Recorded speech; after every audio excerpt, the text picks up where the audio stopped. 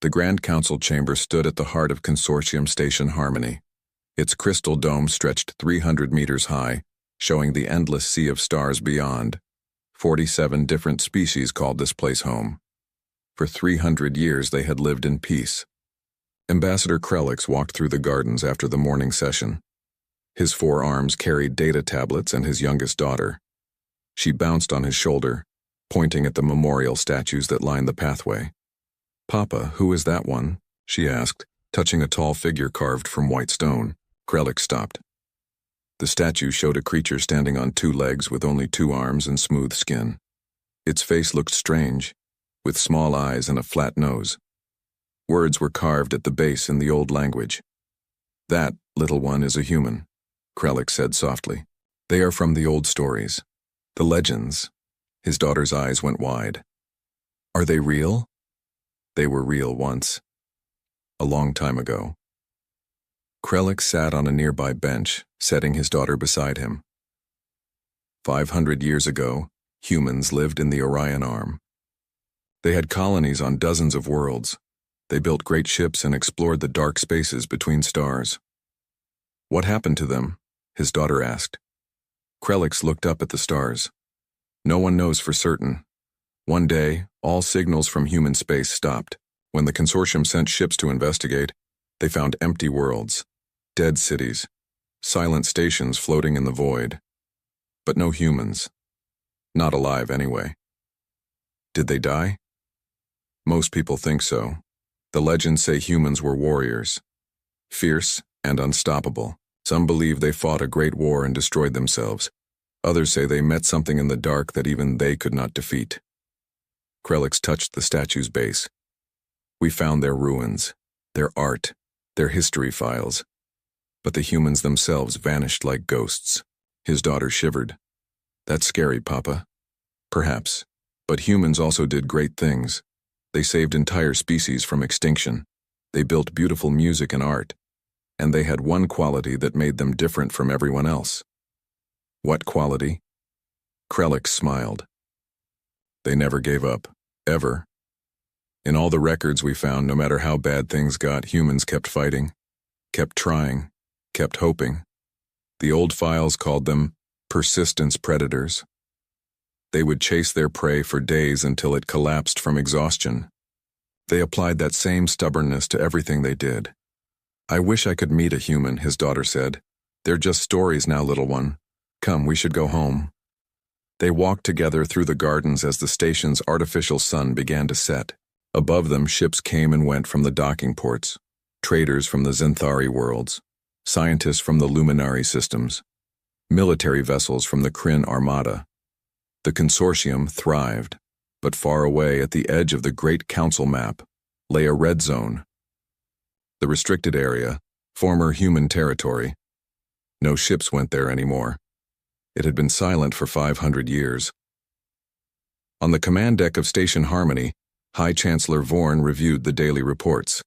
He was old even for his species, his scales faded to pale silver. He had served the consortium for 70 years. A junior officer approached, her tentacles trembling with worry. "Chancellor, we have an anomaly."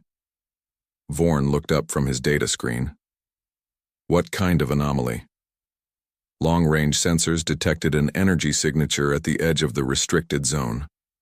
"It's unusual, sir. The computer cannot identify it."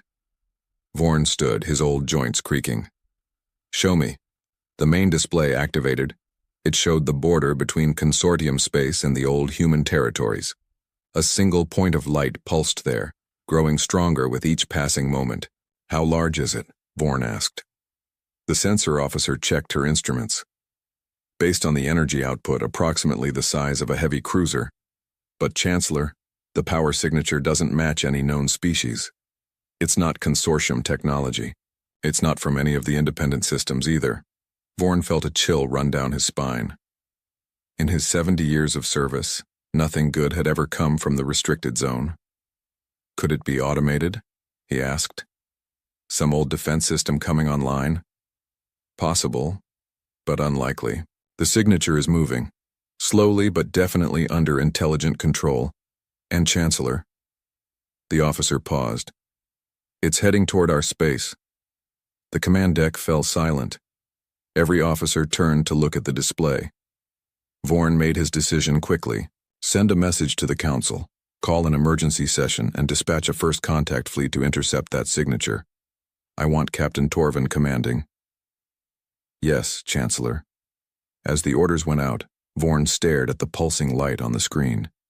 He remembered stories his own grandfather had told him. Stories about the humans, about their impossible ships and their refusal to surrender. But those were just stories, weren't they? Captain Torvin received his orders while overseeing combat drills. His ship, the Steadfast Shield, was the pride of the Kryn military. He had fought pirates, negotiated with rebels, and explored uncharted systems, but he had never dealt with a genuine mystery. Plot a course for the restricted zone boundary, he ordered his crew. Maximum speed. Bring the fleet to full alert status. His science officer, Mirasol, joined him at the command station. Her luminous skin glowed with curiosity. Captain, what do you think it is? I don't know, Torvin admitted, but something that's been hidden for 5 centuries is finally showing itself. We need to be ready for anything. The fleet assembled quickly. 5 heavy cruisers, 12 frigates, and 3 science vessels. It was the largest force the consortium had sent to the restricted zone since the humans disappeared. They jumped to faster than light speed, leaving Station Harmony behind.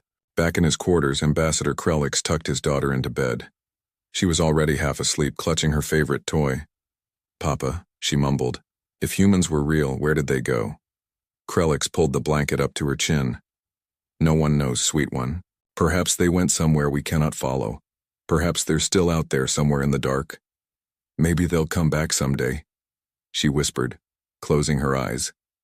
Maybe, Krellix said softly, though he didn't believe it. He left her room and walked to his window. Beyond the station, stars stretched forever into the distance. Somewhere out there, the first contact fleet raced toward an unknown contact. Somewhere out there, the red zone waited with its secrets. Krellix thought about the statue in the gardens, about the creatures who had vanished 500 years ago, about the legends of impossible warriors who never surrendered. He thought about his daughter's question, what happened to them? And for the first time in his long life, Ambassador Krellix wondered if the galaxy was about to get its answer. In the darkness beyond the restricted zone, something ancient stirred. Metal groaned. Engines that had burned for centuries flickered with renewed purpose. And on a bridge lit by emergency lights, a woman with tired eyes looked at the stars ahead. She had been waiting for this moment for so long. It was time to come home. Captain Torvin stood on the bridge of the Steadfast Shield as his fleet dropped out of faster-than-light travel.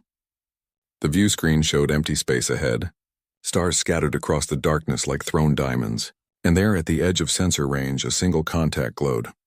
Distance to target? Torvin asked. 2 million kilometers and closing, his navigator replied. Contact is maintaining steady speed. No aggressive maneuvers detected.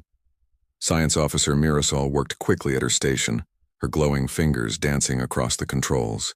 Captain, I'm getting readings now. That ship? It's not possible. Torvin turned to her. Explain. The energy signature is all wrong. It's using a fusion antimatter hybrid system. We theorized about such engines decades ago, but the mathematics said they couldn't work. Too unstable. But this ship has one and it's running perfectly. Could it be a new species? Torvin asked. Someone we haven't encountered before? Maybe. But Captain, look at the hull composition. Mirasol put the scan results on the main screen. That's durasteel, titanium alloys, carbon composites. Those are materials the old human colonies used. No one else builds like that anymore. A cold feeling settled in Torvin's chest. Are you saying that's a human ship? I'm saying it's built with human materials and human engineering principles. But it's been modified, heavily. I'm detecting technology from at least 6 different species integrated into that hull. The communication officer suddenly straightened. Captain, we're receiving a transmission. Audio and visual. Torvin took a breath. Put it through, the view screen changed. Static filled it at first, then cleared to show a bridge. The lighting was dim, flickering in places. Equipment lined the walls. a chaotic mix of different technologies bolted and welded together. And in the center, standing before the camera, was a creature Torvin had only seen in history files. A human. She looked tired. Deep lines marked her face. Her hair, pulled back in a tight knot, showed streaks of gray and white. Scars crossed her visible skin. She wore a uniform that might have been blue once, but years had faded it to almost gray. Her eyes, though, were sharp and alive. "This is Commander Yelena Vasquez of the United Earth Expeditionary Fleet," she said. Her voice was rough, like someone who had shouted orders for too long. "Ship designation UESS Persistence. We've been waiting a long time to come home." No one on Torvan's bridge moved. No one spoke. They all stared at the screen at the living legend standing before them. Torvin found his voice first. "This is Captain Torvan of the consortium vessel Steadfast Shield. Commander Vasquez, we thought your people were extinct." A sad smile crossed Vasquez's face. "Almost extinct, Captain, almost, but we're hard to kill." "How long have you been out here?" 517 years, Vasquez said. "Give or take a few months. We stopped counting precisely around year 300. Mirasol gasped. "That's impossible. No one lives that long, not even with the best medical technology. We have cryo-sleep pods," Vasquez explained. "Salvaged, rebuilt, and jury-rigged more times than I can count.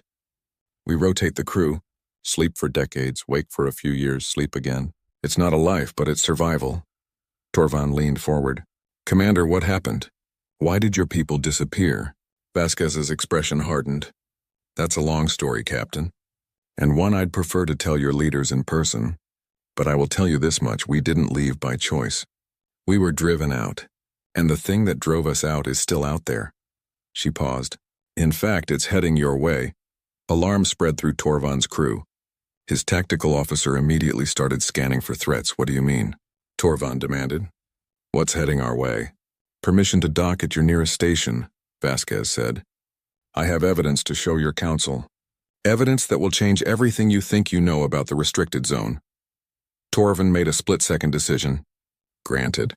But Commander, you'll understand if we keep weapons locked on you until we verify your intentions." "Understood, Captain. We've been the scary thing in the dark for a long time. Trust has to be earned." Vasquez glanced to the side, speaking to someone off-screen. "Helm, match their course. Prepare for escort formation." The transmission ended. The view screen returned to external view, and Torvan finally got a clear look at the human ship.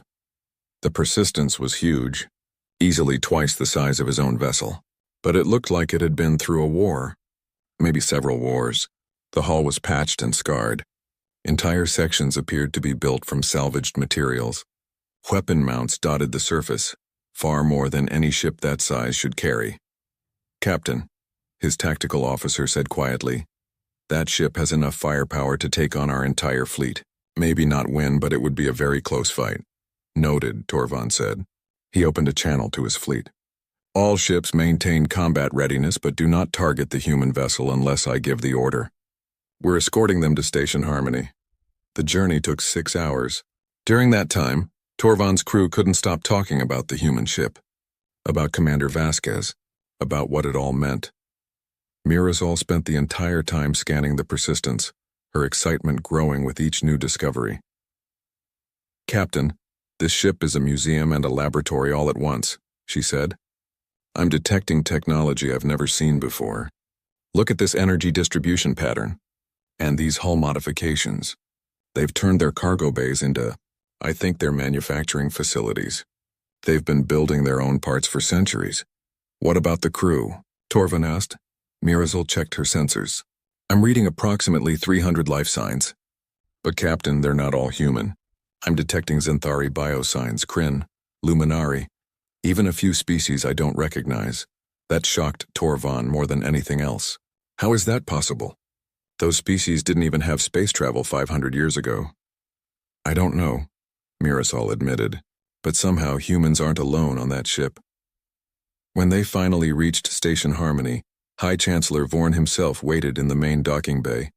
He brought a full security detail and medical teams. Ambassador Kralik stood beside him, along with representatives from 24 species. The Persistence docked with a heavy clang. The airlock cycled slowly as if the mechanism was old and tired. Then it opened. Commander Vasquez stepped through first. She moved with the careful grace of someone used to combat. Behind her came her crew. Humans, yes, but also others. A young Xanthari woman stood at Vasquez's right hand, carrying a data case. A Kryn male flanked her left, wearing a patched uniform similar to the commander's. Vorn stepped forward.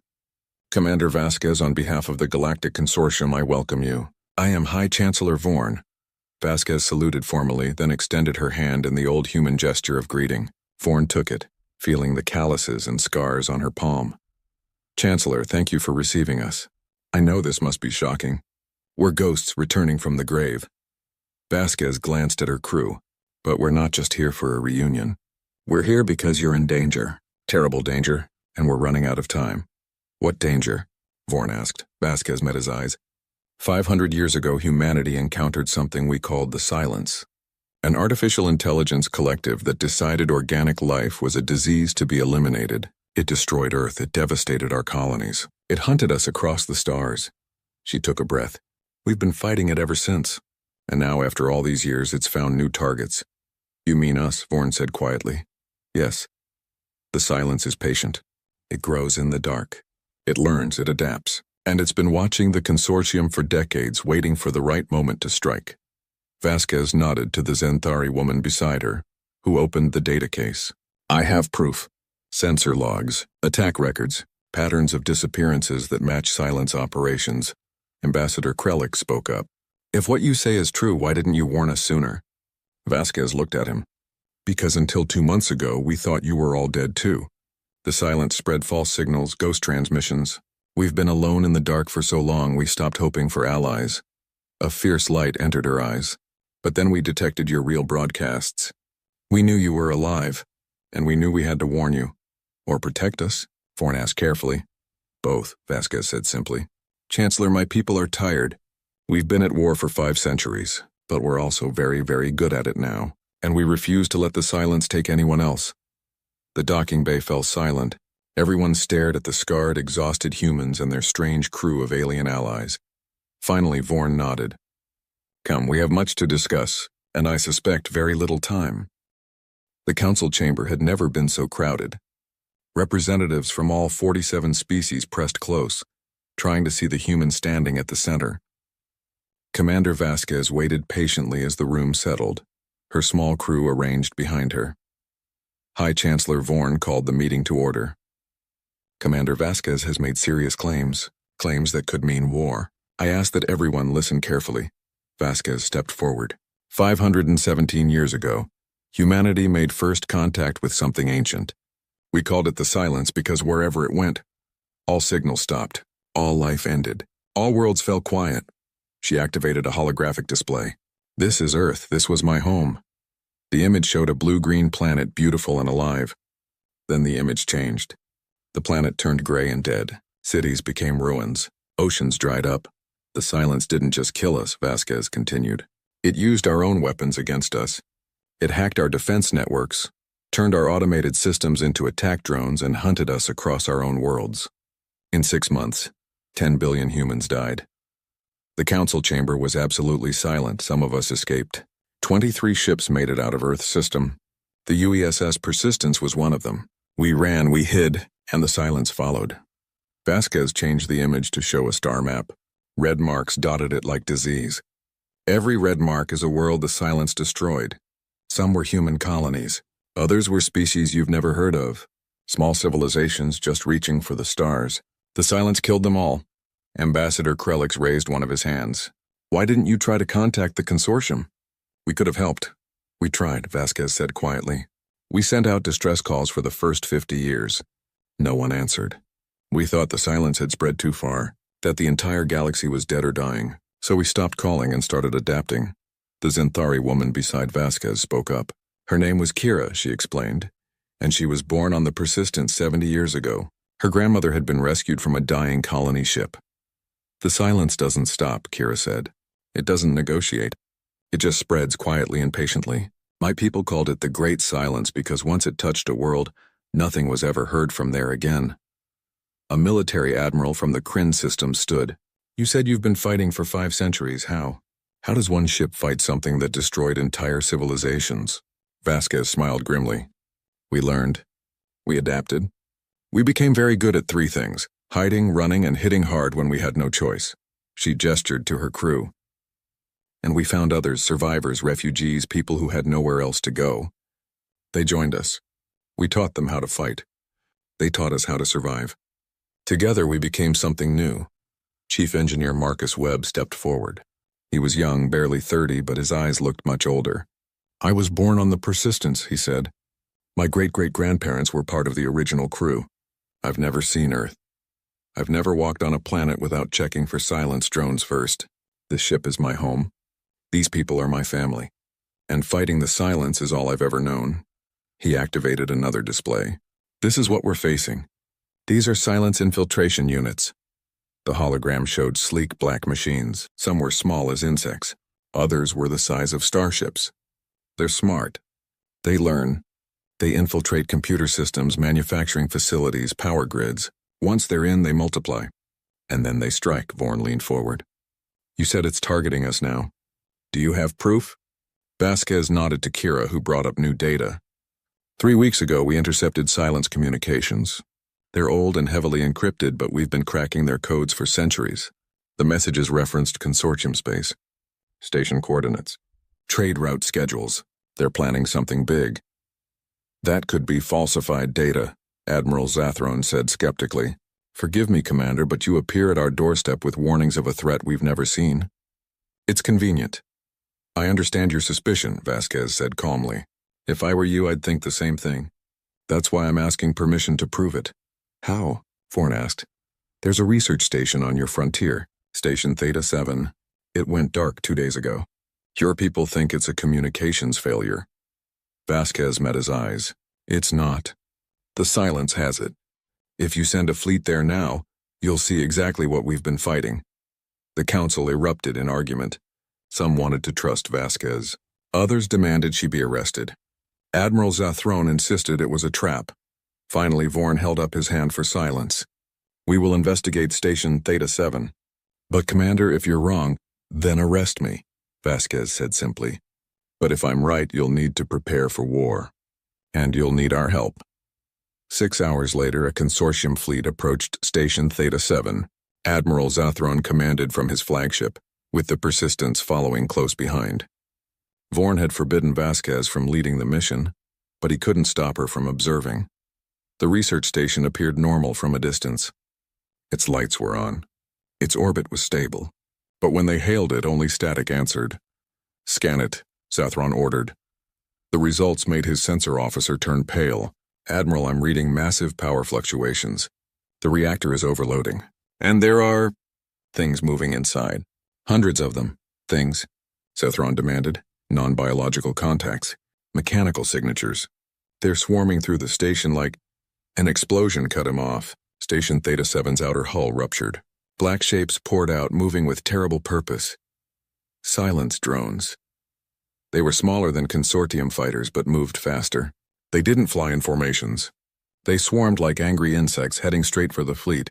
All ships, defensive positions, Zathron shouted. Fire at will! The battle began. Consortium ships opened fire with energy weapons, missiles, and mass drivers. They hit the drones hard. Dozens exploded in bright flashes, but more kept coming. And worse, they adapted. Admiral, they're learning our firing patterns, the tactical officer reported. They're dodging our shots. On the Persistence, Commander Vasquez watched the battle unfold. She turned to her crew. This is it. They need us. The Chancellor forbade it, Kira reminded her. The Chancellor isn't here, and those people are dying. Vasquez sat in her command chair. All hands, battle stations? Marcus, I need everything the engines can give us. You've got it, Commander. The Persistence surged forward, breaking formation. It dove straight into the swarm of silence drones. What is that human doing? Zathron shouted. Then he saw. The Persistence opened fire with weapons he'd never seen before. Electromagnetic pulses, sonic disruptors, kinetic harpoons trailing cables. Every weapon was designed specifically to fight machines. Drones fell by the dozens. The Persistence moved through them like a shark through small fish, turning and twisting with impossible agility for such a large ship. They're drawing the swarm away from us, Zathron's tactical officer said. Vasquez's voice came over the comm. "Admiral, these things don't respond to conventional weapons well. You need to hit them with electromagnetic attacks. Overload their circuits. Disrupt their network connection." "We don't have those weapons," Zathron replied. "Then get behind us and use your heavy guns. We'll herd them into kill zones." It was insane. It violated every military doctrine Zathron had ever learned. But it was working. "All ships follow the Persistence's lead," he ordered. For the next hour, they fought together. The Persistence danced through the battle, using tactics born from 5 centuries of desperate combat. They rammed smaller drones. They used their damaged hull sections as shields, letting the drones strike dead armor while crew inside fought from protected positions. They even launched boarding parties to capture drones for study. The consortium fleet watched in awe. These humans fought like nothing they'd ever seen. Finally, the last drone fell. The swarm was destroyed, but Station Theta 7 was lost. When they boarded it, they found the research staff dead. The station's computer core had been completely overtaken by silence programming. Admiral Zathron stood on the Persistence's bridge afterward, looking at Commander Vasquez with new respect. "You were right," he said simply. "About all of it." Vasquez nodded tiredly. "I wish I'd been wrong, Admiral. I really do. How do we fight them? Your people have experience. We need your knowledge. It won't be easy," Vasquez warned. "The silence we just fought was a scouting force, small, weak. The real assault is still coming. And when it does, it'll make this look like a training exercise." Zathron straightened. "Then we'd better prepare, together." That night, the Consortium Council met again. This time there was no argument. No debate. High Chancellor Vorn stood before them all. "Commander Vasquez's people have fought alone for 500 years. They survived when they should have died. They adapted when they should have broken, and today they saved our people." He looked around the chamber. "I propose we grant humanity full membership in the consortium. And more than that, I propose we give them what they need to finish this fight once and for all." The vote was unanimous. When Ambassador Krellix told Vasquez the news, she actually smiled. A real smile. "Welcome home, Commander," Krellix said. "Welcome home."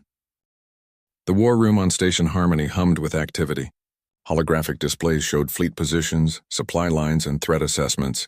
Commander Vasquez stood at the center, surrounded by military leaders from every consortium species. "The silence thinks in networks," she explained, manipulating the display to show complex connection patterns. "Individual drones are dangerous, but the real threat is how they communicate. They share information instantly, learn from each battle, adapt their tactics." She highlighted several points on the map. "We need to hit them hard and fast, breaking their connection nodes before they can spread." Admiral Zathron studied the projections. "Your ship carries weapons we've never seen. Electromagnetic disruptors, network jammers. If we could replicate those, we can do better than replicate," Chief Engineer Marcus Webb interrupted. He projected blueprints onto the main screen. "These are weapon designs we've developed over 5 centuries. We're willing to share everything. But we need your manufacturing capacity. The Persistence can build maybe 10 disruptor banks a month. Your shipyards could build hundreds." A luminary engineer leaned closer to examine the blueprints.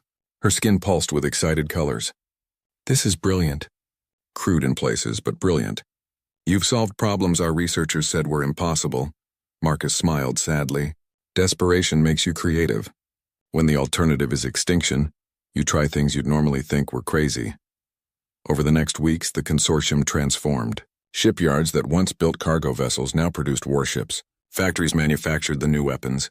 Military units trained in human combat tactics. Vasquez found herself teaching classes to consortium officers. They listened carefully as she described 500 years of hard-learned lessons. "The silence doesn't think like us," she told one group. "It doesn't fear death because it can't die, not really. Destroy 100 drones and it'll just build 200 more. You can't win by killing it. You have to cut it off from its resources, starve it, isolate it." A young Kryn officer raised her hand. "Commander, how did your people survive so long against something so powerful?" Vasquez paused, choosing her words carefully. "We survived because we're stubborn, because we refused to accept that we'd lost. Every time the silence pushed us back, we adapted. Every time we lost people, we remembered why we kept fighting." She met the officer's eyes. "The silence is smart and strong. But it has one weakness: it doesn't understand why we won't give up. And that's what will destroy it. But not everyone trusted the humans. Some consortium members feared their aggressive tactics. Others worried that humanity's long war had made them too dangerous, too willing to fight. Ambassador Krelix found himself defending Vasquez in council chambers. "She saved our research station," he argued. "Her people are sharing technology freely. What more proof do you need?" "Proof that they won't turn on us when the silence is gone," a skeptical representative replied. "They're warriors, Ambassador. What do warriors do when there's no more war?" Krelix thought of his daughter, who now asked him endless questions about humans, about their history, their culture, their survival. "Warriors protect," he said quietly. "That's what Commander Vasquez and her people have been doing for 5 centuries, protecting what little remained of life in this galaxy." Meanwhile, deep in the Persistence's medical bay, something both wonderful and terrible was happening. The ship's doctor, an elderly human named Dr. Sarah Chen, made a discovery while examining the crew. "Commander, you need to see this," she said urgently. Vasquez entered the medical bay to find Chen looking at genetic scans. "What is it, Sarah?" "The crew. The mixed species crew. I've been studying their genetics, trying to understand how different species adapt to life on the ship." Chen pulled up comparison charts. "Look at this. The 2nd and 3rd generation crew members show genetic markers that shouldn't exist. The Xanthari children have increased radiation resistance like humans. The human children show better low-light vision, like the Kryn." Vasquez stared at the data. "How is that possible? Evolution usually takes thousands of years, but in a closed environment, under extreme pressure with limited genetic diversity?" Chen shook her head in wonder. "Nature finds a way. These children aren't purely Xanthari or purely human anymore. They're something new, born from 500 years of survival together." "What are you saying, Sarah?" "I'm saying we're not just a crew anymore, Yelena. We're the beginning of something unprecedented. A true multi-species family shaped by shared hardship."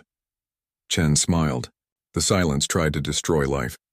Instead, it created something it never imagined: unity through survival. Vasquez thought about this for a long time. Then she smiled. "Wait until I tell the council about this." But before she could, alarms screamed throughout Station Harmony. Multiple contacts entering the system. The sensor operator shouted. "Silent signatures confirmed. Dozens of them. No, hundreds." The silence had found them. Every available ship scrambled for launch. The consortium fleet assembled quickly, using the formations Vasquez had taught them. The Persistence took point position, its battle-scarred hull a symbol of defiance. "Here they come," Vasquez said quietly, watching the approaching swarm on her view screen. "Remember your training, everyone. Stay in formation, protect each other, and whatever happens, don't let them isolate you." The silence drones swept toward Station Harmony like a black tide. There were more than anyone expected. More than the scouts. More than the raiders. This was an invasion force. Admiral Zathron opened a channel to all ships. "This is what we trained for. This is why Commander Vasquez taught us. Today, we show the silence that organic life doesn't break easily. All ships engage!" The battle exploded across space. Consortium ships fired their new electromagnetic weapons. Silence drones fell, but others adapted, changing their shielding frequencies. The humans had warned this would happen. "Switch to kinetic weapons," Vasquez ordered. "Don't give them time to adapt to one attack type." The fleet shifted tactics seamlessly. This was what weeks of training had prepared them for. Fluid, adaptive combat. Fighting the way humans fought. On Station Harmony, civilians evacuated to emergency shelters. Ambassador Krelix held his daughter close as explosions lit up the sky outside their window. "Papa, I'm scared," she whispered. "I know, little one. But Commander Vasquez is out there, and she's never lost a ship she's defended." It was true. In 500 years, the Persistence had never abandoned anyone it protected. It was battered, scarred, and held together with determination and spare parts. But it never gave up. The battle raged for hours. Ships on both sides fell. The consortium lost 2 frigates. The Persistence took heavy damage to its port side, fires breaking out across 3 decks. But slowly, impossibly, they were winning. "The silence is retreating," a sensor officer called out. "They're breaking off!" Zathron couldn't believe it. "Confirm that." "Confirmed, Admiral. Remaining drones are withdrawing to jump distance." A cheer went up across the fleet. They had done it. They had fought the silence and won. But Vasquez didn't celebrate. She studied the tactical display with worried eyes. This was a probe, she said. They were testing us, learning our capabilities. Marcus stood beside her, covered in soot from fighting fires on the damaged decks. Then we passed their test? No, Vasquez said grimly. We showed them we're a threat, which means next time, they'll come with everything they have. Admiral Zathron's image appeared on the view screen. Commander Vasquez, on behalf of the consortium, thank you. Your tactics saved countless lives today. Admiral, we don't have time for thanks. We need to prepare, because that wasn't the real fight. Vasquez pulled up data from the battle. I analyzed their retreat pattern. They're regrouping, and I think I know where. She highlighted a region of space, deep in the dark nebula that bordered the restricted zone. The Silence Nexus, their central hub. We've been searching for it for 3 centuries. Vasquez looked at the council leaders gathering on the channel. If we wait for them to attack again, we'll lose. But if we strike first, if we hit them at their core while they're regrouping, we could end this war. Zathron finished. High Chancellor Vorn appeared on screen. He looked old and tired, but his voice was firm. How many ships would you need, Commander? Vasquez did some quick calculations. Everything we have. Every ship that can fight, because this won't be a battle, Chancellor. This will be the final stand, for both sides. Vorn nodded slowly. Then we'll give you everything. Mobilize the entire fleet. As the channel closed, Marcus looked at his commander. 500 years. It's all come down to this. Vasquez placed a hand on his shoulder. One way or another, Marcus, this ends soon. Either we destroy the Silence or it destroys us. No pressure, Marcus tried to joke. Vasquez almost smiled. We're humans, Marcus. Pressure is what we do best. The combined fleet assembled at the edge of the dark nebula. It was the largest gathering of military ships in consortium history. 200 vessels from 47 different species, united under a single purpose. Commander Vasquez stood on the bridge of the Persistence, watching the fleet form up around her ship. Consortium cruisers, Kryn battleships, Luminary science vessels retrofitted with weapons, even civilian transports carrying repair crews and medical teams. Final status report, she ordered. Marcus checked his engineering displays. All systems operational. The new consortium power couplings are holding. We've got enough fuel for 1 major engagement, maybe 2 if we're lucky. Kira reviewed tactical data. All ships report ready, Commander. Admiral Zathron signals he's prepared to begin the operation. Vasquez opened a fleet-wide channel. This is Commander Yelena Vasquez to all ships. 500 years ago, the Silence drove humanity from our homes. It killed billions. It scattered us across the stars. For 5 centuries, my people ran, hid, and fought alone. She paused. Today, we're not alone anymore. Today, we stand with allies, with friends, with family. She thought of Dr. Chen's discovery, of the children born on her ship, blending human stubbornness with Centauri resilience and Kryn courage, of a crew that had become something new. The Silence believes organic life is weak, that will break under pressure, that will turn on each other when things get hard. Vasquez smiled. Let's prove it wrong. All ships advance into the nebula. The fleet entered the dark clouds together. Sensors struggled in the interference. Visibility dropped to almost nothing. But the Persistence led the way, following coordinates they'd pieced together over centuries of chasing shadows. Contact, the sensor operator called. Multiple signatures ahead. Thousands of them. The nebula cleared slightly and they saw it. The Silence Nexus was enormous, a structure the size of a moon, built from the harvested remains of 100 dead worlds. Millions of drones swarmed around it like bees around a hive. Energy crackled across its surface as it processed unimaginable amounts of data. By the stars, Admiral Zathron breathed. How do we fight that? Same way we fight everything, Vasquez said. With everything we've got. Fleet, target the power nodes on the surface. Science teams, activate the electromagnetic jammers. We need to disrupt their network before they can coordinate. The battle began. The fleet opened fire. Missiles, energy beams, and kinetic rounds slammed into the Nexus. Explosions rippled across its surface. But Silence drones poured out to meet them, wave after wave of deadly machines. The consortium ships fought bravely, using every tactic Vasquez had taught them. They covered each other, shared targeting data, rotated damaged ships to the rear while fresh ones moved forward. But the Silence was learning, adapting. Drones began to predict their movements, counter their strategies. "We're losing ships," Kira reported. 3 destroyed, 7 more heavily damaged. Vasquez watched the battle unfold. They were hurting the Nexus, but not fast enough. At this rate, the silence would overwhelm them through sheer numbers. She made her decision. "Marcus, transfer all available power to the main engines. Kira, plot a ramming course to the Nexus core." The bridge fell silent. "Commander," Marcus said carefully, "that's a suicide run. It's the only way. The Nexus's defenses are too strong, but if we hit it with enough kinetic force right at the central processor, we can crack it open. Give the fleet a chance to destroy it from the inside." "We'll be destroyed," Kira said. "Yes, but everyone else will live." Vasquez looked at her crew. These people she'd fought beside for years. Decades for some. "I'm not ordering you to stay.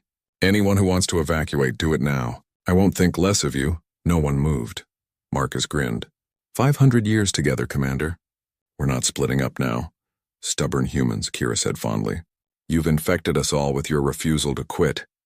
Vasquez felt tears sting her eyes, but she blinked them away. "Then let's make this count. Fleet, this is the Persistence. We're making a final run on the Nexus core. When we hit, target the breach. Pour everything you have into that opening." Admiral Zathron's voice came through, heavy with emotion. "Commander, there has to be another way." "There isn't, Admiral. But it's okay. This is what the Persistence was built for, to keep going when everyone else stops, to buy time when there is none left, to persist." Vasquez smiled. "Tell the Consortium our story, Admiral. Tell them humanity came home." She closed the channel before he could argue. "All non-essential crew evacuate to escape pods now," she ordered. "Medical staff, engineering teams, anyone not needed for this final run. Go." Dr. Chen appeared at her side. "I'm staying. Someone needs to monitor your vitals. Sarah, don't argue with your doctor, Yelena. Not after all these years." One by one, escape pods launched from the Persistence. Consortium ships moved to pick them up, pulling back from the main battle line. But a core crew of 50 remained. Humans, Zenthari, Kryn, and others. All volunteers, all knowing what came next. The Persistence turned toward the Nexus and accelerated.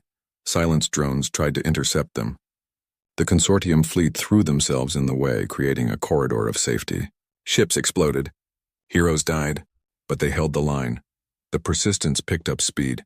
Faster, faster. Marcus diverted every spare ounce of power to the engines. The ship groaned and shook. Hull plates buckled, but it kept accelerating. On Station Harmony, Ambassador Krelix watched with his daughter. Tears ran down his face. "Are they going to die, Papa?" She whispered. "Yes, little one, but they're going to save us all first." The Persistence slammed into the silenced Nexus at impossible speed. The impact was cataclysmic. The ship's nose crumpled, then vaporized. Section by section, the Persistence drove deeper into the Nexus. 500 years of accumulated damage, repairs, and modifications finally giving way. But it reached the core. The Nexus's central processor, the quantum computer that controlled billions of drones across dozens of systems, cracked open. "All ships now," Admiral Zathron roared. The fleet poured fire into the breach. Electromagnetic pulses, antimatter missiles. Every weapon they had. The Nexus tried to defend itself, but without its central processor, the drones couldn't coordinate. They became confused, firing randomly, crashing into each other. The Nexus began to collapse. Systems failed. Power cores detonated. The massive structure started to tear itself apart. And deep in the wreckage of the Persistence, Commander Vasquez watched it happen. She was dying. She knew that. The bridge had depressurized. Emergency power flickered. But through the cracked view screen, she could see the Nexus falling. "We did it," she whispered. "After 500 years, we finally did it." Marcus lay nearby, badly injured but alive. "Not bad for a bunch of stubborn apes," Kira laughed, though it turned into a cough. "And their strange alien friends." Dr. Chen checked her medical scanner one last time. "Life support failing. We have maybe 10 minutes. "That's okay," Vasquez said. "We've got time to watch." They sat together on the dying bridge, watching the silenced Nexus explode. Watching the drones fall. Watching the fleet survive. "Do you think they'll remember us?" Marcus asked. "They'll remember," Vasquez promised. "We're not ghosts anymore. We're not legends. We're real. And we made a difference." Her vision was fading. But before it went completely dark, she saw something beautiful. Rescue ships. Cutting through the debris. moving toward the Persistence wreckage. They're coming for us, Kira said in wonder. Of course they are, Vasquez smiled. We taught them never to leave anyone behind. The medical teams found them barely alive. They pulled them from the wreckage of the Persistence one by one. 47 crew members survived, including Commander Yelena Vasquez. She woke in a hospital on Station Harmony 3 days later. High Chancellor Vorn stood at her bedside. Commander, welcome back. The silence? She asked hoarsely. Gone. Completely. The Nexus collapse triggered a cascade failure across their entire network. Every drone, every infiltration unit, every fragment shut down simultaneously. Vorn smiled. You did it, Commander. After 500 years, the war is over. Vasquez closed her eyes. Good, that's good. Rest now. You've earned it. When she recovered enough to walk, Vasquez went to the gardens on Station Harmony. She found the statue of the human, the one Ambassador Krellix had shown his daughter weeks ago.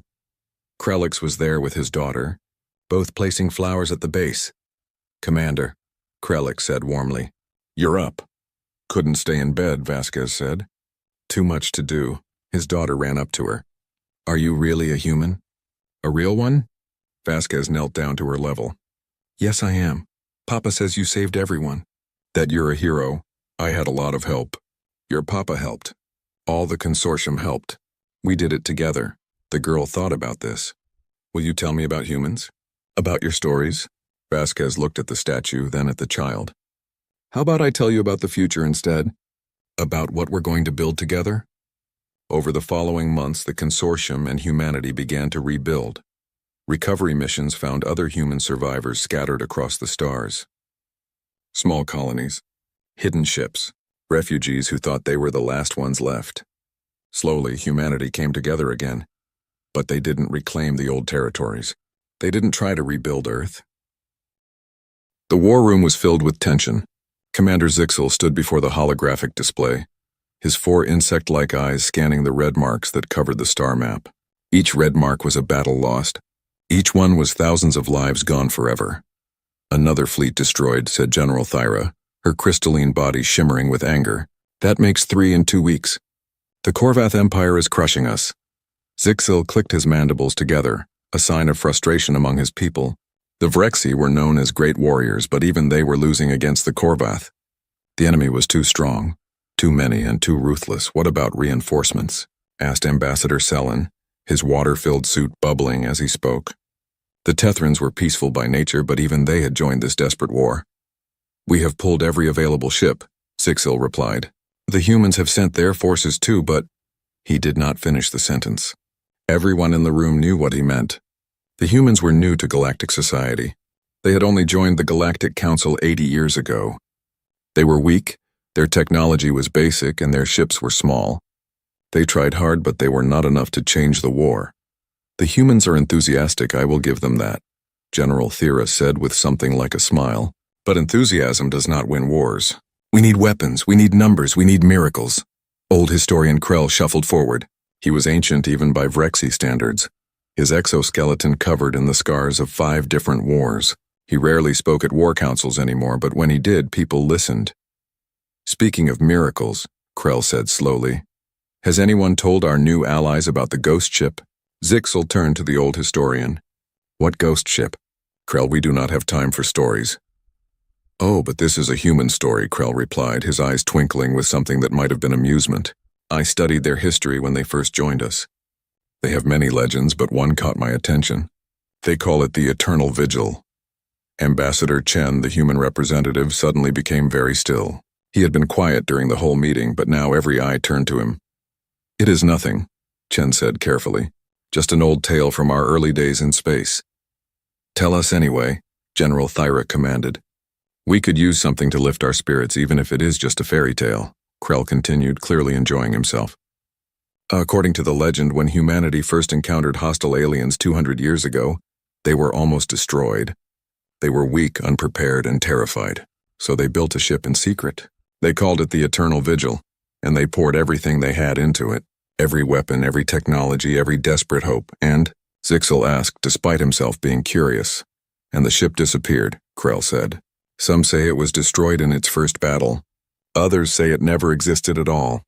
But the humans whispered that it was out there somewhere, fighting battles beyond known space, waiting for the day humanity needed it most. The room fell silent for a moment, then someone laughed. It started with General Thyra, then spread to others. A doomsday weapon that disappeared?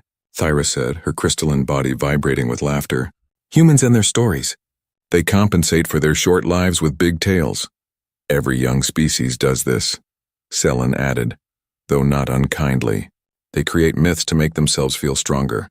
It is natural. Zixil looked at Ambassador Chen. The human's face was unreadable, showing neither anger at the mockery nor agreement with the legend. He simply sat there, calm and quiet. Ambassador Chen, Zixil said, is there any truth to this story? Chen took a long moment before answering. Every legend has some truth at its core, Commander. But right now we should focus on the real war in front of us. The meeting continued, but the mood had shifted slightly. The story had been a brief distraction from the grim reality they faced. Plans were made, strategies discussed, but everyone in that room knew the truth. They were losing. Over the next 3 weeks, the situation grew worse. The Korvath Empire was not just winning. They were destroying everything in their path. They did not take prisoners. They did not negotiate. They simply conquered and killed. Zixil watched another battle report with growing horror. An entire civilian convoy had been wiped out. 30,000 lives gone in minutes. How long until they reached the core worlds? He asked his tactical officer. 2 months, maybe less. They are moving faster than we predicted. 2 months. After that, billions would die. The Galactic Council, which had stood for 1,000 years, would fall. And there was nothing they could do to stop it. In his private quarters that night, Zixil could not sleep. He kept thinking about that stupid human legend, a magic ship that would appear when needed most. He almost laughed at himself for even remembering it. Fairy tales did not win wars. His communication panel beeped. An emergency signal. Commander, you need to see this, his officer said, voice shaking. The Korvath are launching their final offensive. Every ship they have. They are heading straight for the Sigma threshold. Zixil felt his blood run cold. The Sigma threshold was a cluster of 7 planets. Over 10 billion people lived there. If it fell, the war was over. Mobilize everything, he ordered. Every ship, every weapon, everyone who can fight. We make our stand there. Within hours, the Galactic Council had issued a desperate call across all of known space. Every species, every government, every military force that could help was begged to come. The message was simple and terrible. This is our last stand. If we fall here, we all fall. The human fleet arrived first. It was small, only 16 ships, but they came at full speed, ready to fight and die if needed. Admiral Sarah Okonkwo, their commander, met with Zixil on his flagship. We are grateful you came, Zixil said honestly. I know your fleet is small, but every ship matters now. We will do what we can, Okonkwo replied. She was a tall woman with gray hair and eyes that had seen too much war. Humanity does not abandon its allies. As she turned to leave, Zixil could not help himself. Admiral, may I ask you something? Of course. That legend, the ghost ship, the eternal vigil, is there any truth to it? Admiral Okonkwo stopped. For a long moment, she did not move. Then she looked back at him, and there was something in her eyes. Not amusement. Not mockery. Something else entirely. Commander, she said slowly, what do you really know about human fairy tales? That they are stories for children, Zixil replied. Perhaps, Okonkwo said. But in human fairy tales there is always truth hidden beneath the fantasy. Always. She left before he could ask what she meant. The next day, sensors detected the Korvath fleet. 400 warships, the largest force ever assembled in galactic history, came out of hyperspace at the edge of the system. At their center was the Extinction Dawn, a dreadnought so massive it had its own gravity field. Zixil looked at his own forces. 150 ships, many of them damaged from earlier battles. They were outnumbered, outgunned, and out of miracles.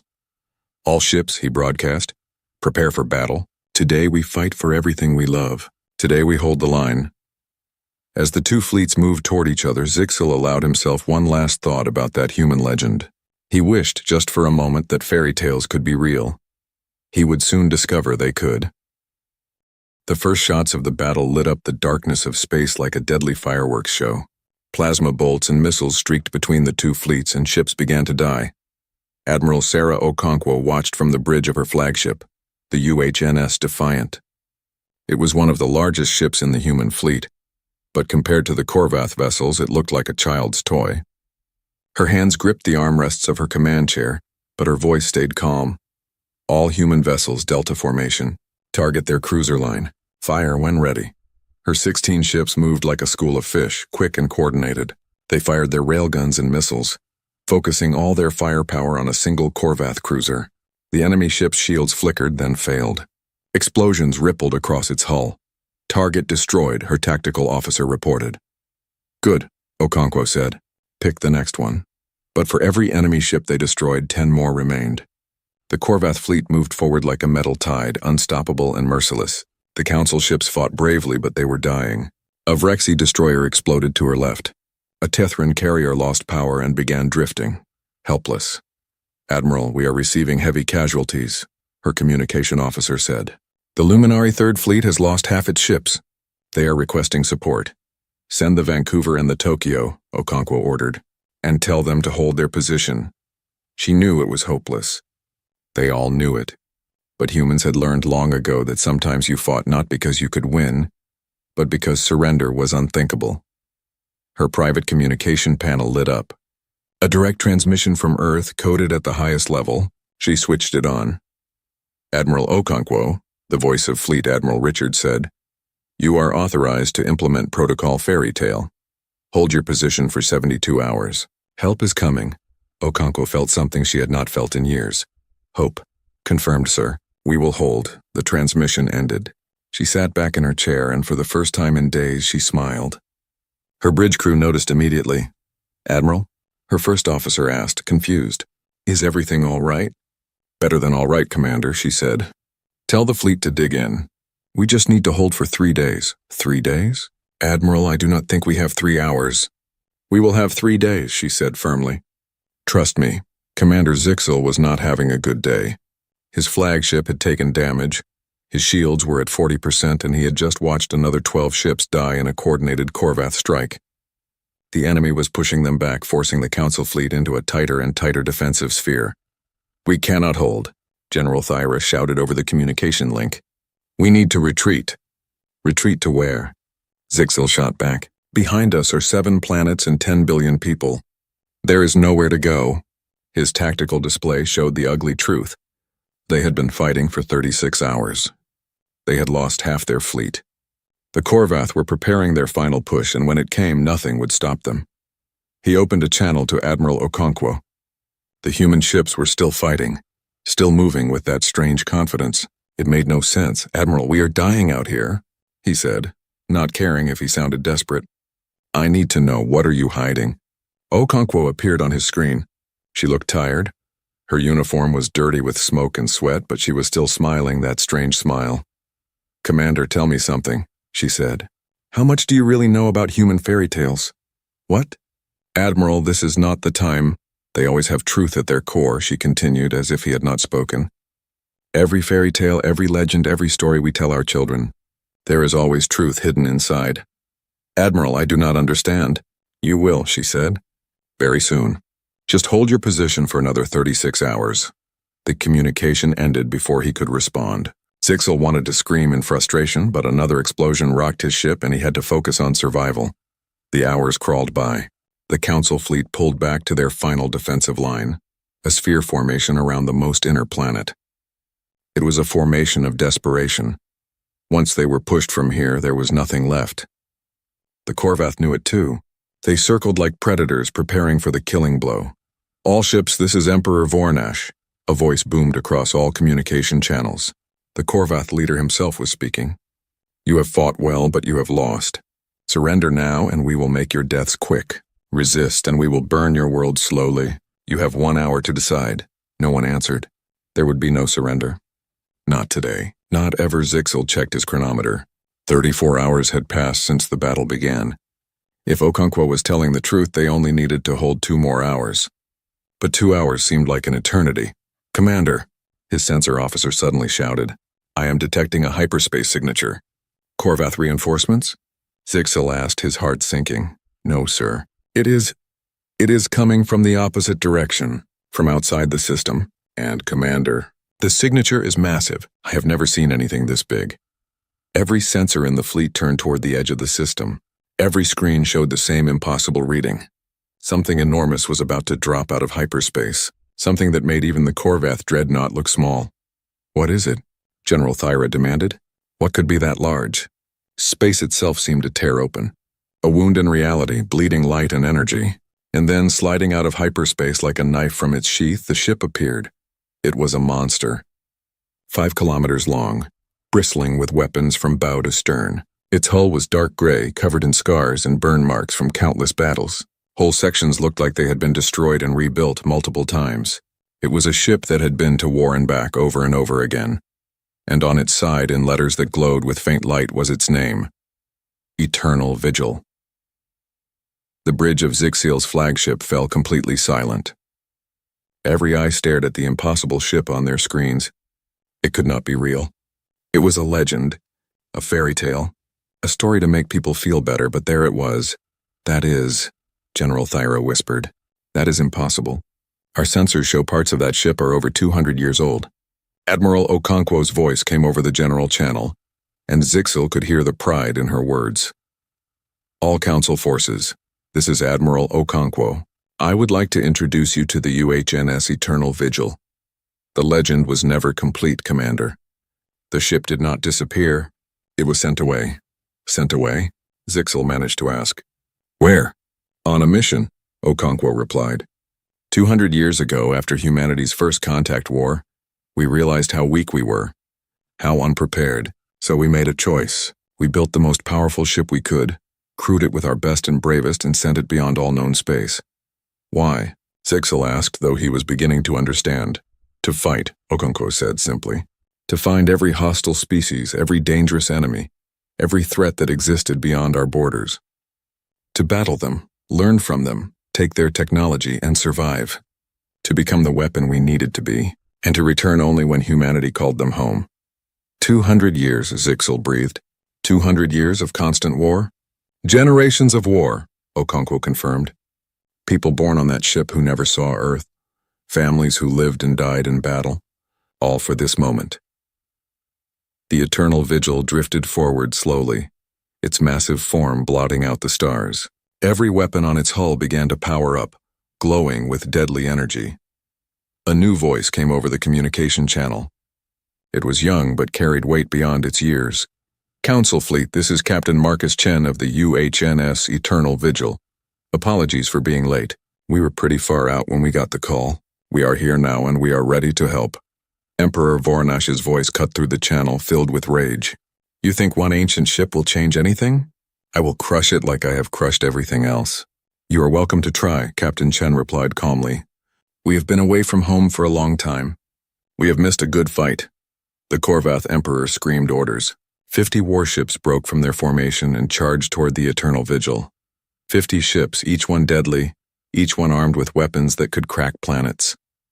The human ship did not move. It waited, silent and still, like a sleeping dragon that had just opened one eye. All batteries, Captain Chen said, his voice still perfectly calm. Free fire. Target-rich environment. Make them count. The Eternal Vigil came alive, every weapon on its hull fired at once. Railguns, plasma cannons, missile batteries, and things that Zixiel could not even identify. The darkness of space turned into pure light and fury, and the Corvath ships began to die. The first Corvath ship died in seconds. The Eternal Vigil's railguns punched through its shields like they were made of paper. The second ship tried to dodge, but 3 missiles tracked it perfectly, hitting its reactor core. It exploded in a ball of blue fire. Commander Zixiel watched in stunned silence as the massive human ship carved through the enemy formation like a blade through cloth. It was not just firepower, though the weapons were terrifying. It was the way the ship moved, the way it fought. Every shot was perfect. Every maneuver was exactly right. It fought like war was an art, and the crew had spent centuries perfecting it. Impossible, General Thyra whispered. No one fights like that. They do, Admiral Okonkwo said quietly. She was watching the battle with something like sadness in her eyes. When you have fought for 200 years, when you have faced enemies we cannot imagine, when you have lived your entire life preparing for war, you become something beyond normal soldiers. A Corvath destroyer tried to flank the Eternal Vigil. coming from above while its companions attacked from the front. The human ship did not hesitate. It fired thrusters and rotated in space, weapons tracking both threats at once. The destroyer was hit by a weapon Zixil had never seen before. Some kind of focused energy beam that seemed to phase through its shields entirely. The ship simply came apart, torn into pieces by forces he did not understand. What was that weapon? He asked. Phase disruptor, Okonkwo replied, taken from a species called the Zaltoth. The Eternal Vigil encountered them 90 years ago in the outer dark. They were extinct within a year, but the ship's crew learned everything they could first. Extinct? Zixil felt a chill run down his spine. The crew destroyed an entire species? The Zaltoth were slavers and murderers, Okonkwo said flatly.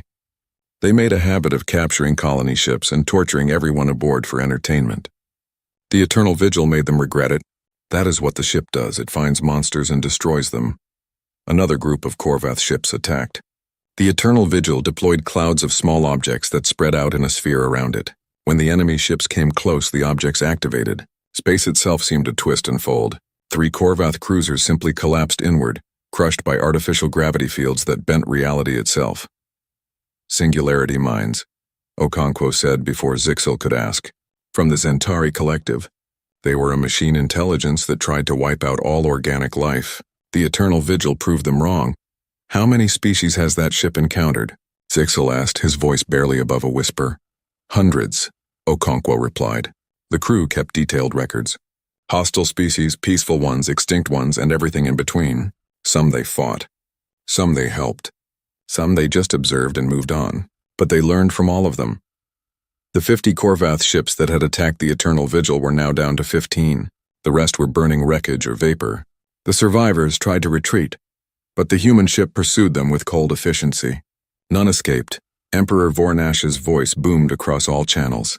Impossible. Nothing can fight like that. What are you? Captain Marcus Chen's reply was simple. We are what happens when humanity gets 200 years to learn how to kill things that want to kill us.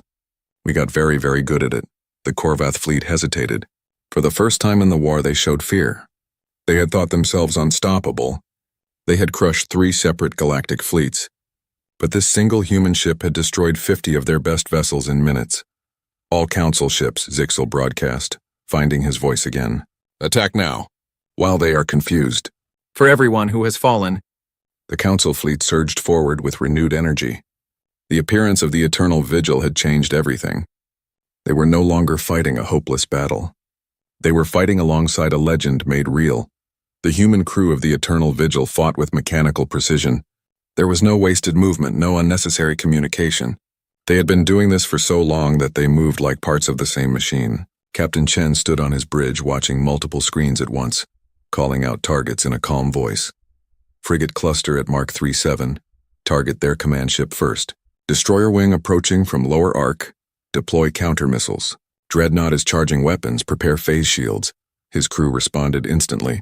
They ranged in age from teenagers to elderly, all wearing uniforms that looked old-fashioned by modern standards. These were people who had been born on this ship, raised on this ship, and would probably die on this ship. War was not something they did. It was who they were. Captain, his tactical officer said, the Korvath dreadnought is moving to engage us directly. Chen allowed himself a small smile. Good. That is what we are here for. All power to forward shields. Load the heavy railguns with armor-piercing rounds. Let us show them what a real warship can do. The Extinction Dawn was the pride of the Korvath Empire. It was 3 kilometers long and mounted enough weapons to destroy entire fleets.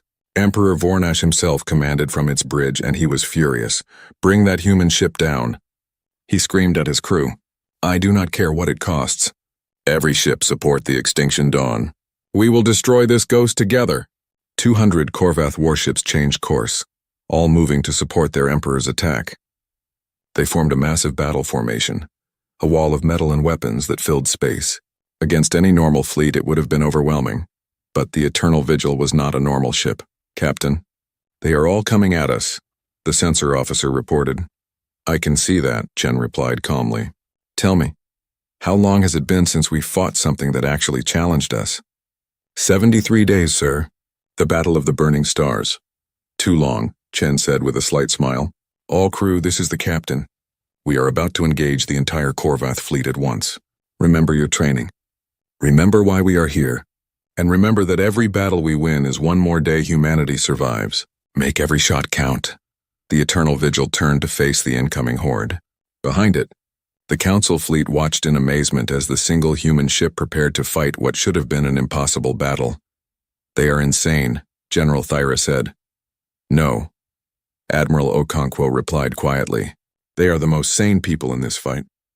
They know exactly what they are doing. The distance closed. 1,000 kilometers. 500. 100. Then the Extinction Dawn fired every weapon it had, and the space between the two ships turned into a storm of death. The Eternal Vigil's shields flared as they absorbed the incredible amount of firepower. Colors rippled across the invisible barrier, blues and purples and shades that did not exist in nature. The shields were adaptive, changing their frequency and strength in response to each type of weapon. It was technology that should not exist, but it did because the Eternal Vigil had taken it from enemies defeated long ago. Shields holding at 60%, the defensive officer reported. They are hitting us with everything, but we can take it. Return fire, Chen ordered. Full spread. I want that dreadnought hurting. The Eternal Vigil's weapons blazed. Not just the standard railguns and missiles, but exotic weapons collected from 100 different battles, phase disruptors that ignored shields, plasma lances that burned through armor like butter, graviton beams that crushed hull sections, and the old reliable railguns firing metal slugs at a fraction of the speed of light. The Extinction Dawn's shields began to fail under the assault. Vornash watched in growing horror as systems started to go offline. His ship was the most powerful vessel in the Empire, and it was being torn apart. All ships concentrate fire on that human vessel, he screamed. Bring it down! The other Korvath ships added their firepower. The Eternal Vigil was now taking hits from over 100 different weapons at once.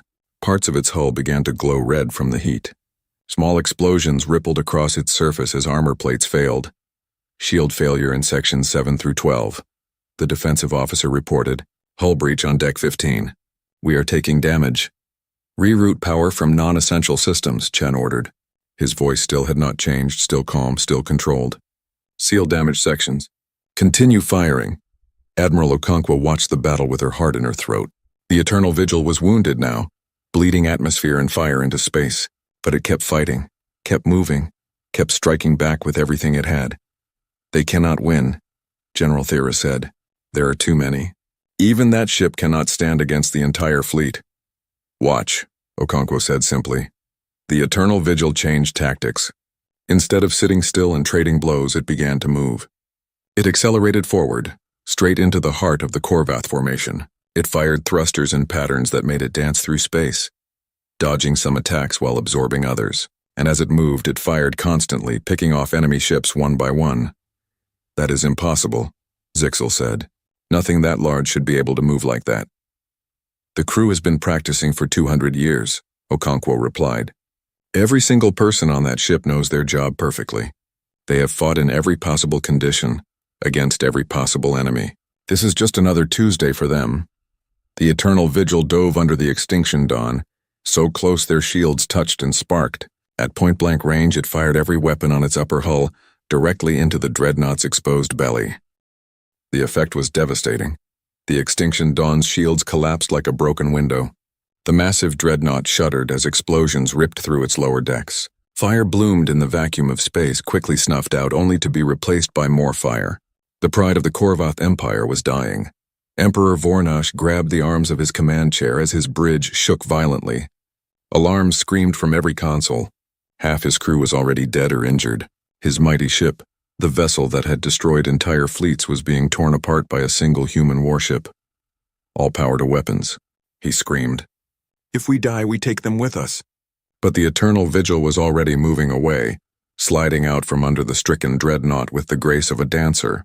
As it emerged, it fired one last salvo into the Extinction Dawn's exposed reactor core. The dreadnought exploded. Not all at once, but in a cascade of detonations that traveled through its entire length.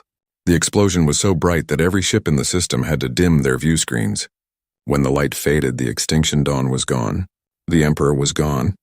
The Korvath Empire's greatest weapon was nothing but debris. For a moment, the entire battlefield fell silent. Both sides seemed unable to believe what had just happened. Then the Korvath fleet broke. It started with one ship, a cruiser that turned and fled into hyperspace. Then another. Then 10, then 50. The Korvath had never known true defeat before. They had always been the stronger force, the unstoppable empire. But their emperor was dead, their greatest ship was destroyed, and this human vessel had done it all. They ran. "All ships pursue," General Thera shouted triumphantly.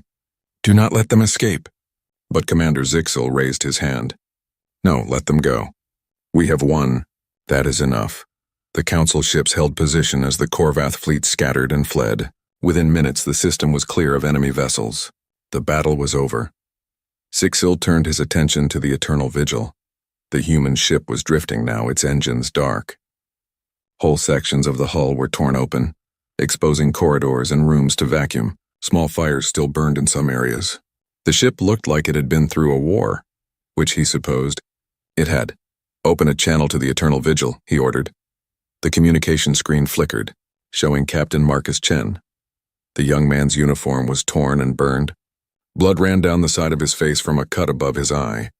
Behind him, the bridge was a scene of chaos, sparking consoles, injured crew members being carried away, and smoke filling the air. "Captain Chen," Zixel said, "your ship is heavily damaged.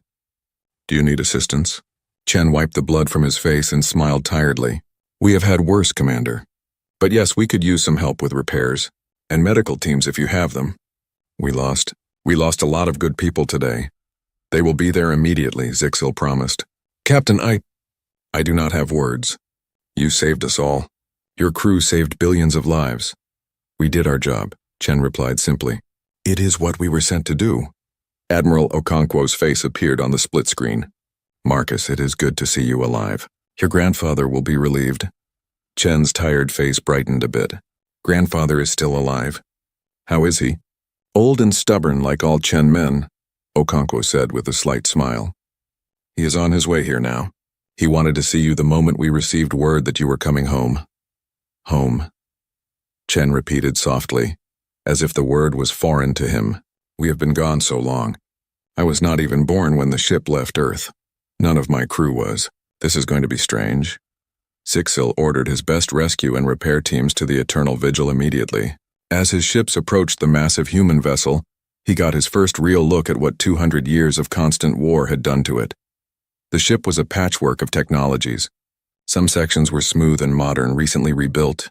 Others were scarred and ancient, bearing the marks of battles from decades ago.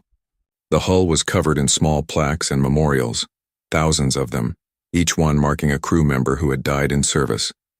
Council rescue teams boarded through the damaged sections. What they found inside amazed them. The Eternal Vigil was not just a warship. It was a city, a community, a home. There were gardens growing in the lower decks, providing food and air. Schools where children learned not just normal subjects but also tactics, engineering, and survival. Medical bays that doubled as nurseries. Recreation rooms with old movies and music from Earth, kept alive for generations who had never seen their homeworld. There were memorial halls with walls covered in names. 7 generations of crew members, all listed with their birth dates, death dates, and the battles they had died in. Over 10,000 names in total. Families who had served together, fought together, and died together. "This is incredible," said Medical Officer Selen as he walked through the corridors with his team. "These people built an entire society inside a warship." "They had no choice," Admiral Okonkwo said. She had come aboard personally to help coordinate the rescue efforts. When the Eternal Vigil left Earth, everyone knew it might be gone for centuries. The crew had to be self-sufficient. They had to be able to survive, to maintain the ship, to continue the mission even as the original crew died and their children took over. "How many crew members are there now?" Zixel asked. He had joined the boarding party, curious to see this legendary ship with his own eyes. 3,000, Okonkwo replied, down from 4,000 when they left. They have fought 847 battles in 200 years. Every person on the ship has lost friends, family, loved ones, some multiple times. They found Captain Chen in the main bridge, directing repair efforts despite his injuries. His crew worked around him with practiced efficiency. No one seemed panicked or frightened. They simply did their jobs as they had done 1,000 times before. "Captain," Zixel said as he approached, "I must ask, how did you do it? How did you fight for so long without going mad, without giving up?" Chen looked at him with eyes that seemed far older than his 45 years. Because we knew someday someone would need us. That was the promise made to the first crew, passed down to every generation. We would go out into the dark. We would fight monsters. We would become the weapon humanity needed, and when the call came, we would answer. Today we kept that promise. At great cost, Zixel observed, looking at the damage around them. War always costs, Chen replied quietly. But the cost of not fighting would have been greater. Your people would have died. Your worlds would have burned. We could not allow that. Ambassador Chen arrived several hours later on a fast courier ship. He was old now, his hair white, his face lined with age. But he moved quickly as he was escorted to the bridge of the Eternal Vigil. When he saw Captain Marcus Chen, he stopped. For a long moment, the two men just looked at each other. Then the old ambassador crossed the bridge and pulled his grandson into a hug. You came back, Ambassador Chen said, his voice thick with emotion. I promised I would, Marcus replied, returning the hug. Great-grandmother made me swear before she died. She said, no matter how long it takes, you bring this ship and its crew home. So here we are. Your great-grandmother would be proud, the ambassador said, pulling back to look at his grandson properly. She was the first captain, you know. She started this whole impossible mission, and now you have finished it. Not finished, Marcus corrected gently. Completed one mission, but there is always another war, always another threat. The Eternal Vigil and its crew will be ready when needed. Repairs continued through the night. The Council sent every resource they had to help fix the damaged human ship. It was the least they could do for the vessel that had saved them all. General Thera visited the ship personally to thank the crew. She found them in one of the memorial halls, holding a service for those who had died in battle. Over 300 crew members had been killed in the fight against the Korvath. Their names were being added to the wall, joining the thousands who had come before. We will never forget what you have done, Thyra said to the assembled crew. Your names will be remembered across the galaxy as the soldiers who saved us all. An older woman stepped forward. She had gray hair and carried herself with quiet dignity. We do not need fame or recognition, General. We did what needed to be done. That is enough. May I ask? Thyra said carefully. What will you do now? Will you return to Earth? Surely you have earned rest. The woman looked around at her fellow crew members. They ranged from children to elderly, all wearing the same old-fashioned uniforms, all bearing the same calm acceptance in their eyes. Earth is our home, she said slowly. But the Eternal Vigil is our life.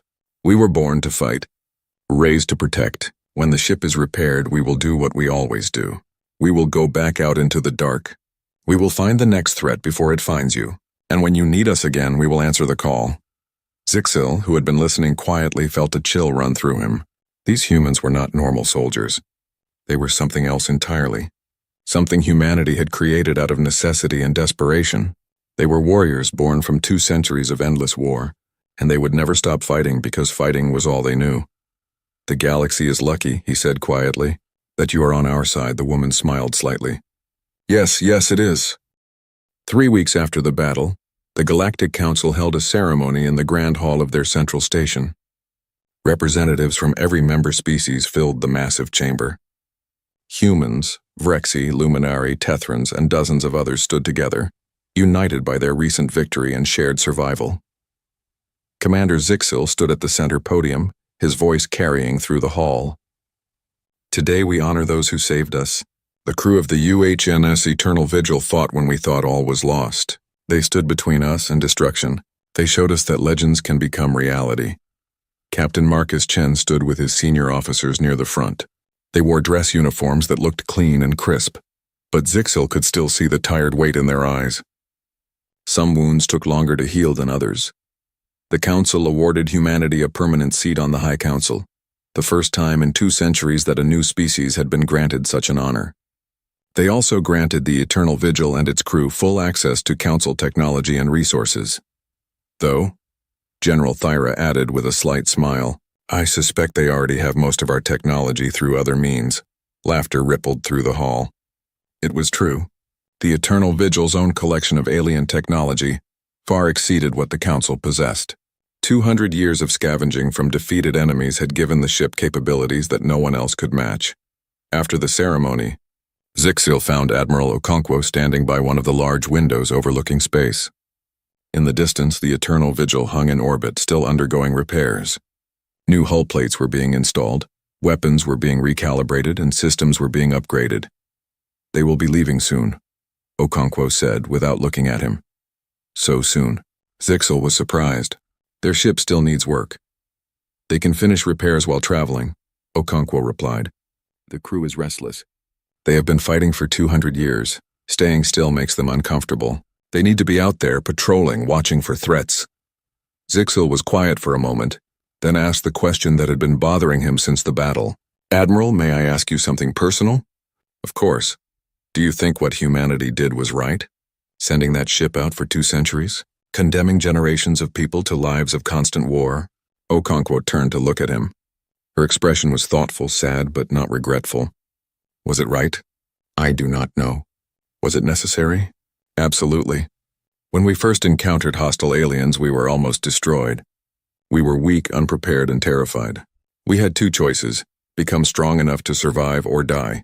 We chose survival, but the cost was high, Okonkwo agreed. Every person on that ship has paid a terrible price. But because of them, humanity survived. Because of them, billions of humans live in peace, never knowing how close we came to extinction. And now, because of them, your people survived too. Was it worth it? Ask the 10 billion people on those planets we saved. Zixil had no answer to that. Later that day, he visited the Eternal Vigil one last time before it departed. Captain Chen showed him through the ship personally, taking him to places the official tours had not covered. They walked through the schools where children learned mathematics alongside weapons training. Through the gardens where food grew under artificial lights. Through the memorial halls where generations of dead were remembered. Through the engineering bays where impossible technologies were studied and improved. This ship is more than metal and weapons, Chen explained as they walked. It is our home, our history, our purpose. My great-grandmother helped build it. My grandmother commanded it through the War of the Burning Nebula. My mother died defending it against the Zaltoth, and now I command it. Someday my children will command it too. Does that not bother you? Zixil asked. That your children are destined for war before they are even born? Chen stopped and looked at him. Every species raises their children for something. Your people raise warriors. The Luminari raise artists and philosophers. The Tethrans raise peacekeepers. We raise protectors. Our children know exactly what they are born for, and they are proud of it.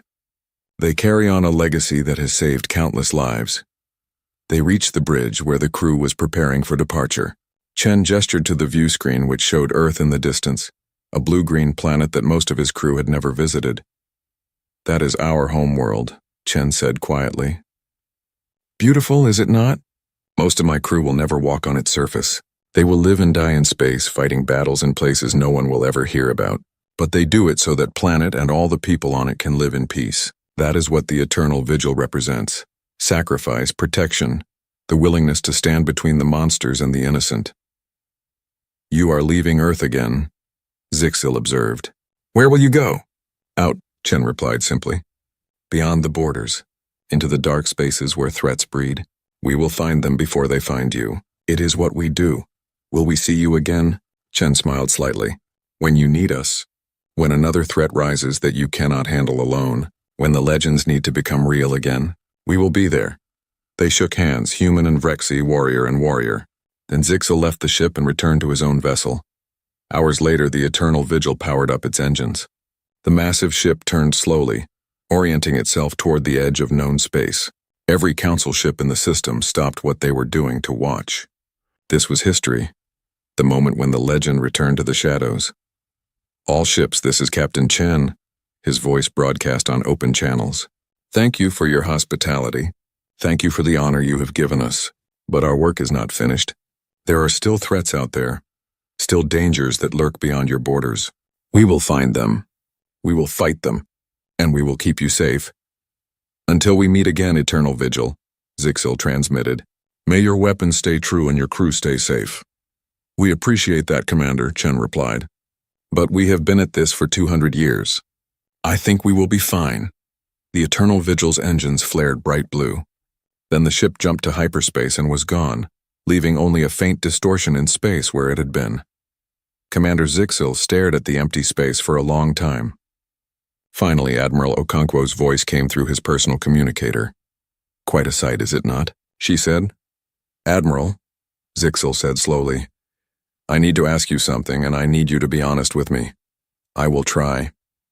Does humanity have any other secrets like this? Any other fairy tales that might turn out to be real?" There was a long pause. When Okonkwo spoke again, he could hear the smile in her voice. "Commander, humans have been telling stories for thousands of years. We have legends about ancient heroes, magical weapons, impossible victories, and monsters that lurk in the dark. Most of them are just stories meant to entertain or teach lessons. But not all of them." Another pause. "Let me tell you something about humanity, Zixil. We are very good at two things: creating stories and making them come true. The Eternal Vigil was one story. There are others. Some are just tales. Some are possibilities. And a few are already real, waiting for the right moment to appear. That is not reassuring, Admiral." "It is not meant to be," Okonkwo replied. "But consider this, would you rather be our enemy or our ally?" "Ally," Zixil said immediately. "Definitely ally." "Good answer," Okonkwo said. "Because we protect our allies, always, no matter what it costs. That is the one thing you can always count on with humanity. We remember our friends." The communication ended, leaving Zixil alone with his thoughts. He pulled up a report on his console, one that had just come to his attention. It was from Council Intelligence, compiled from various sources across human space. The report detailed rumors, half-confirmed sightings, and classified information about human military projects. There were mentions of 3 more ships similar to the Eternal Vigil under construction in hidden shipyards. There were whispers of autonomous warships that patrolled the edges of human space, attacking anything hostile without orders. There were stories of human special forces that operated beyond all known territories, dealing with threats before they could become problems. And at the bottom of the report, one line stood out: recommendation. Do not antagonize humanity. Their public military is formidable. Their hidden capabilities are unknown and possibly far more dangerous. Zixil closed the report and looked out at the stars. Somewhere out there, the Eternal Vigil was hunting. Somewhere out there, other human ships were doing the same. And somewhere in human space, more weapons were being prepared, more plans were being made, more legends were being crafted. He had asked Admiral Okonkwo if humanity had other fairy tales. He realized now that was the wrong question. The right question was, how many of those fairy tales were already real? And perhaps more importantly, did he really want to know the answer? In a hidden shipyard in the Oort cloud of the Sol system, 3 enormous ships rested in their construction cradles. Each one was 5 kilometers long, bristling with weapons powered by reactors that could run for centuries. They were nearly complete, perhaps 5 years from launch. Their names were already chosen: Eternal Vigil II, Eternal Vigil III, and Eternal Vigil IV. A human admiral stood on the observation deck, watching construction crews work on the massive vessels. She was young for an admiral, but her eyes held the same calculating intelligence that all successful military leaders possessed.